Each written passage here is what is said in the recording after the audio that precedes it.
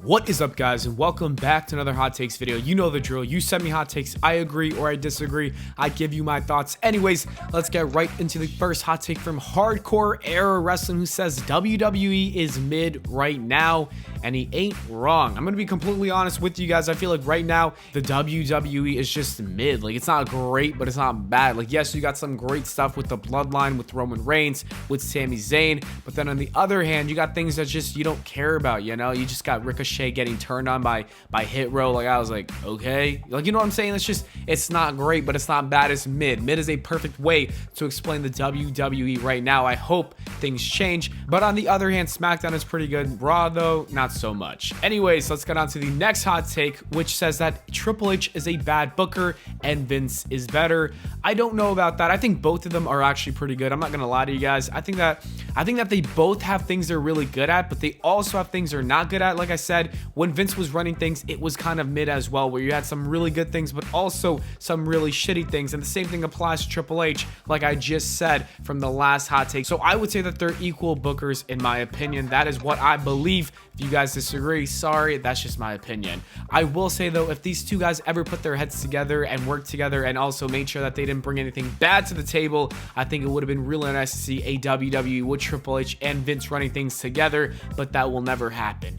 Anyways, the next hot take comes from ACW, and they say that Seth Rollins is better than Bryan Danielson, and to make sure I agree, they put true in parentheses. All right, first off, I gotta say that I love Seth Rollins and I love Bryan Danielson. I think they're both great competitors. In fact, I think Bryan Danielson, whatever you want to call him, is one of the best things going on in AEW. With that being said, I think Seth Rollins is also one of the best things about WWE. I don't think that Seth is better than Bryan, but I also don't think Bryan is better than Seth. I think both of them are equally great talent in the WWE and AEW, in the pro wrestling world, so I will not choose one of these guys. I will say they are equally great. Mir Malik says that Brock Lesnar versus Roman Reigns from 2021 through 2022 was one of the best rivalries in WWE, and whatever you're smoking, let me get some of it, because that was not the best rivalry ever in WWE, which is what I assume you mean. No way. There's been many better storylines, many better programs, but hey, if you really liked it, if you thought that was your favorite, then good for you. I'm glad you enjoyed it. It just wasn't my favorite. I feel like they really overdid that feud. It was still pretty fun to watch. like Brock Lesnar winning the Rumble was hilarious. A lot of people were pissed off. DCLK says that Ronda should be sent to NXT. Holy moly. Look, I understand people hate Ronda Rousey, but that's a crime if you sent Ronda Rousey to NXT. No one really watches NXT all that much, and on top of that, there's like 50 people in the crowd. Sending Ronda Rousey to NXT is not a good idea. I think what you mean is send her to the Performance Center to get better in the ring. If that's what you mean, that's completely fine, but not NXT. That is just crazy. That's cap. That is one wild hot take, but I gotta disagree with it, even if you're not a fan of Ronda Rousey. The next hot take says that John Cena is overrated, and I don't think so. If anything, John Cena might be underrated by the IWC, because a lot of people said he can't wrestle, but the man put on bangers his entire career. He is one of the GOATs. He's not overrated. I think he is perfectly rated as one of the best of all time, and there's a reason why he was on top for so long, and why when he returned, people lost their minds on that SmackDown a couple weeks ago, or last week, whenever it was. Jack says that the Tate brothers versus the Paul brothers would be better than the Paul brothers versus the Usos. Then you can have the Usos versus Sammy and KO. First off, the Tate brothers are in jail right now. Like, what? Why would WWE ever bring these guys in? On top of that, I don't think that the Tate brothers would ever want to do WWE. They don't believe in fake wrestling or whatever. They are boxers, and they just completely trash on the WWE is what I think they would do. Also, I think that's a match that no one would want to see because it's just so goofy. And on top of that, I don't want to see the Paul brothers versus the Usos at WrestleMania either. I think that it should be the Usos versus Sammy and KO. This hot take is all over the place. I appreciate the effort. I love the hot take, but the Tate brothers versus the Paul brothers should not happen in WWE. I'd rather see a boxing tag team match. I know we've never seen that, but that'd be kind of funny. My Rise says that Kofi Mania was the best storyline of the 2010s. Don't get me wrong, I loved Kofi Mania. I thought it was a great story. It's definitely a top 10 storyline of the 2010s, but is it the best?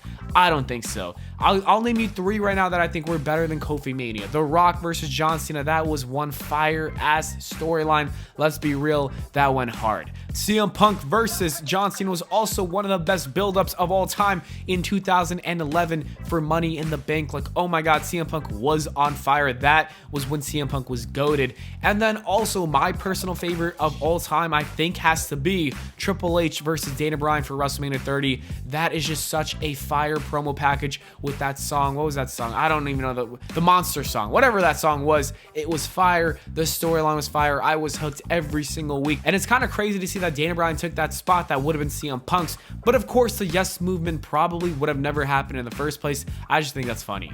Anyways, the next hot take comes from Justin, and he says the WWE in the 2010s was underappreciated, and I will agree. At the time when I was watching it, I was like, yo, this is boring. But then looking back, I'm like, you know what? It wasn't that bad. But I think a lot of people do that in general. We go back into the past, we romanticize about the past, we look at it with a different lens. So that's probably what's happening. And honestly, I'm probably going to say the same thing about the 2020s. I'm going to say, oh my god, wrestling was so great when I just called it mid today. You know what I mean?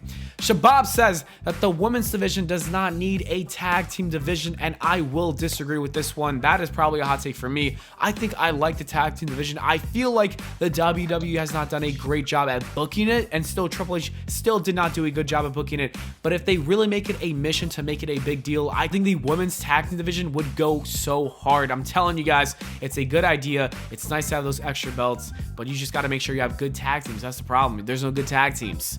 Hamza Ali says that Alexa Bliss fell off. She isn't that good of a performer anymore, and her mic skills are trash now. I don't know if it's a character thing, but it isn't good. And I gotta agree, I think Alexa Bliss definitely fell off. I just think people in general, most of the time, fall off, whether that's sports, whether that's in the media world, entertainment world. It just kind of happens, you know. People don't rejuvenate their character. People get bored. They don't feel the same way they felt about a certain thing. The passion dies. Like, look at Chris Jericho, for example. The man has done a great job at reinventing himself, but there's not many Chris Jerichos out there, you know? So I will say Alexa Bliss is kind of, you know, washed now. I know that might piss off some people, but I agree with this hot take. The American Dragon is back, says that MJF is big, but the Ospreay bidding war will be 1,000 times bigger and more important to the wrestling business and its future. Whoever signs him will lead the business for years. I understand you like Will Ospreay, but he's not that big of a deal. The bidding war is not what you think it's going to be. MJF is a much bigger star than Will Ospreay, and he's a much bigger deal that will be a huge star for the next decade, I think, over Will Ospreay. And the last hot take comes from Chris, who says the Big Show is better than Andre the Giant. Look, Big Show had one hell of a career in the WWE, but Andre the Giant is literally goated. He's on a different level. He's one of those guys that everyone will forever remember in the wrestling world. And I'm not saying the Big Show won't be remembered, but I think Andre the Giant is literally iconic and has a legacy in this business for years to come. So I will say the Big Show is not better than Andre the Giant. Anyways, that is it for the video, guys. Thanks for watching, and I'll see you all in the next video.